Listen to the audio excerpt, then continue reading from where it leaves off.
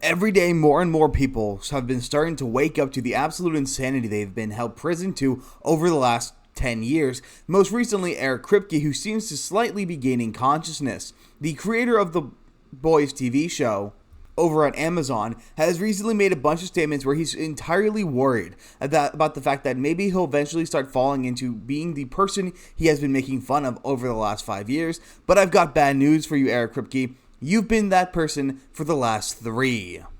The trajectory of the boys can be pretty easily tracked to, well, when your TDS started showing it to an extreme level, and it led to the tanking of your show with one of the most disappointing episodes in television being Herogasm. Without further ado, let's actually get into the article. Coming from Fandom Pulse, the Boys showrunner Eric Kripke claims he lives in absolute terror of becoming the thing we've been satirizing for 5 years. In an interview with Collider, Eric Kripke was expanding the Boys universe. Kripke said, "We're going to look at the chips we have on the table right now. I live in absolute terror becoming the thing we've been satirizing for 5 years. The thing about the Boys is that it's punk rock and it hurts extra hard when punk rockers sell out. I'm really working hard to not sell out." Now, of course, I'm pretty sure Eric Kripke isn't using the same definition of sell out as, well, the rest of the population. Because if you look at it, the vast majority of punk rockers have, in fact, sold out. And the ones who are being accused of selling out are the ones who are actually still punk. Punk has a very specific meaning, being that you are anti-authoritarianism, anti-establishment, and anti-government. In order to be those things, you cannot support the dominant narrative. If you support the dominant narrative, you are not punk, you're normal. And to be clear, this isn't a political statement at all. It's quite simple facts. If the dominant narrative is pro-gun, then to be punk, you must be anti-gun. If the dominant narrative is pro-abortion, you must be anti-abortion to be punk in that sense. You cannot support the common narrative and call yourself punk, because otherwise then you're just the same thing as everyone else. There isn't something that makes you different or oppositional to the society. And if you look at how The Boys has gone, especially since Season 2, it's very clear that Eric Kripke did in fact sell out. Kripke continued, however, "We do these shows because we really care about them and we're passionate about them, and they can tell fresh stories that we can't tell in The Boys, and not just be about rapid expansion, but be very careful and mindful about the choices we're making and being able to defend why we're making them." Next, he reiterated, "I worry about that every single day. I just want people to say maybe it's time, maybe it's for them, and maybe it isn't for them, but gotta hand it to them, they maintain a consistent level of quality." Well, you haven't maintained a consistent level of quality since Season 2, so I don't know what you exactly want people to say for that. And while I personally do really like the idea of the world of The Boys, a superhero dystopian society where people have taken superheroes and corporatized them to the maximum. It's an idea I don't see very often explored, however it is getting kind of tiring where every single superhero is inherently evil, given every single piece of media doing that trope now. But at the same time, it's really hard for someone like Eric Kripke, when his main brand for The Boys is being as edgy and disgusting as possible, to the point that he's basically reached the end of the edge line, and he's just repeating narratives that are already commonplace. There's no bigger symptom than the episode in Season 3, Herogasm, which was referred to as an episode suitable for no audiences. I'm going to be completely honest, that episode's the only reason I watched The Boys. I watched the entirety of The Boys up to the end of the most recent season, so I've seen all of the first 3 seasons, and Herogasm was what might be the biggest letdown of any television show I've ever seen. Paraded as the most controversial, most disgusting, most obscene thing you would ever see on television, and it was outshadowed by the first episode of Season 3. It wasn't that obscene, and when you're trying too hard like they were in Herogasm, it even further destroys your claims of high quality, extreme degeneracy. Now, of course, these comments are coming after a slew of very controversial statements that really badly hurt the brand of The Boys, in which Kripke had said that he thinks that people should just not watch the show if they think it's woke. In an interview with The Hollywood Reporter, he was asked by Mikey O'Connell about having Homelander be a metaphor for Donald Trump. "How do you digest the uglier reaction to that? I saw multiple headlines with the word woke in them." Kripke responded, "I clearly have a perspective, and I'm not shy about putting that perspective in the show. Anyone who wanted to call the show woke or whatever, that's okay, go watch something else. But I'm certainly not going to pull any punches or apologize for what we're doing," he continued. "Some people who watch it think Homelander is the hero. What do you say to that? The show's many things. Subtle isn't one of them. So if that's the message you're getting from it, I just throw up my hands." Very few people view Homelander as the hero. Very few people call him a hero at all, but when you look at it from the angle of the show, there is in fact a slight argument to be made because Homelander is the one who is standing up to the bullshit even though he is also perpetuating the bullshit. And while I'm not saying he's the hero, in fact, Homelander is an atrocious human being in the show, as he's designed to be, he's also really not fun to play in Mortal Kombat 1 because he's all about air dashes, and air dashes are stupid, but I digress. No one really sees Homelander as the hero of the show, but when you try to compare Homelander to who is, well, the most popular man in the universe right now, the person who won both the Electoral College and the popular vote, you're going to draw people who are going to just like him because you're making that comparison. And even more people are going to like Homelander because you tell them to hate them.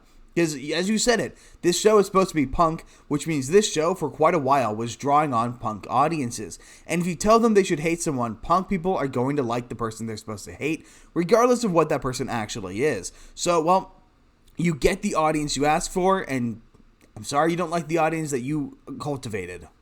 Although, Phantom Pulse, you guys do need to clean up your spacing and different people talking.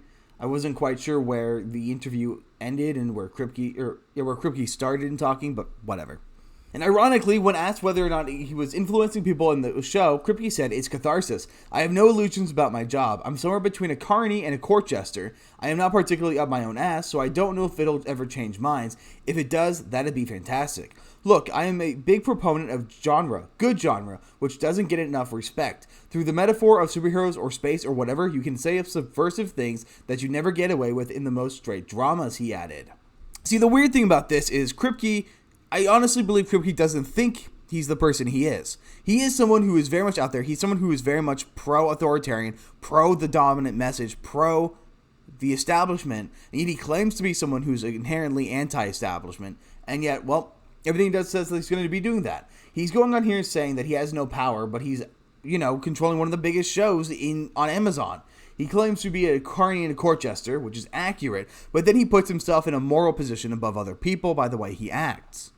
Although I do appreciate him saying how important genre films and genre TV can be. He worked on Supernatural, which was one of the best TV shows made, in my opinion. And while I don't think it was a great show because of Kripke, it was in fact a great show because Misha Collins, Jensen Ackles, and Jared Padalecki have phenomenal chemistry, though maybe not so much Misha Collins. We can move him away. Just Jared Padalecki and Jensen Ackles, and all the other cast members, in fact, they just had excellent chemistry throughout the show that if you change a single casting in that show, it doesn't work anymore. But it was a genre film, and it's the kind of film we really need more of because, well, it was on the air for 15 years, and it was one of the few shows on the CW that was actually successful. Finally, Kripke shared his message he wants his viewers to take away from the show. "I'm a humanist. I think it's important that a show have a lot of heart. We took great pains to create the moral universe of the show. It's not nihilistic as much as people say it is. If the show had a message, it's that anyone who stands in front of you and says they can save the world is lying. And yet you're doing the same thing, Eric Kripke." And while I do agree with his assessment of what he should be the moral of the show, I don't agree that that's actually being portrayed. Kripke seems to think in one way and actually acts on another. I am honestly convinced that this man lacks any self-reflection and doesn't actually see what he's making. He got so caught up in the themes that he never actually bothered to make sure they got implemented onto the screen.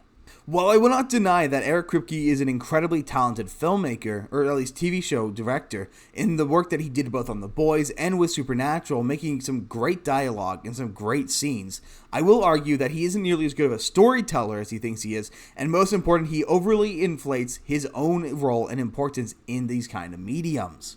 And while that in and of itself is not a huge problem, it does become a problem when you decide it's up to you now to tell the zeitgeist how to move, how to think, and what to believe. When you're comparing the real world to your piece of media in a way that's disingenuous and ultimately wrong to the point where you alienate huge sleuths of your audience, remember, conservatives buy sneakers too. Now, I will say, it does seem like the winds have been shifting. The conversation around a lot of political things and a lot of political spheres have been changing drastically and very rapidly, even with The View looking like it's about to be shut down because, well, the people on there keep running their mouths and keep risking lawsuits, as well as pushing away any audience by being complete and utterly biased in every way. So maybe Eric Kripke is actually starting to wake up, smell the flowers, and realize he might have been a little too aggressive in his messaging. There's always a chance for him to save the show. A great season will make people sit through 2 bad seasons. And I will say that for the longest time, I always said that The Boys was one of the few good woke shows. It even led me to it even led me to believe that maybe there's something about just like 2 seasons of good wokeness is fine, but you can't do anything further than that, because the Chilling Adventures of Sabrina, I believe, was also an incredibly woke show, but also incredibly good. And just to give a definition to what I mean by that, I simply mean putting extremist left divisive politics above storytelling, character, or anything else of logical consistency, instead prioritizing the agenda. And for an amazing example of that, in the TV show Chilling Adventures of Sabrina, there's the character Theo, who was, I forget her female name, but transitions to a man. Sabrina uses magic to help him get onto the basketball team.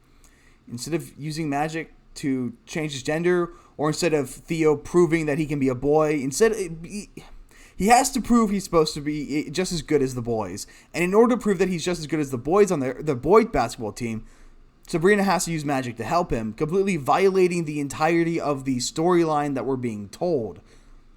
That's what I mean when I call something woke. It's violating any kind of internal consistency, even internal consistency that would be a really good progressive story, to make it even more progressive than it should be, to the point of jumping the shark.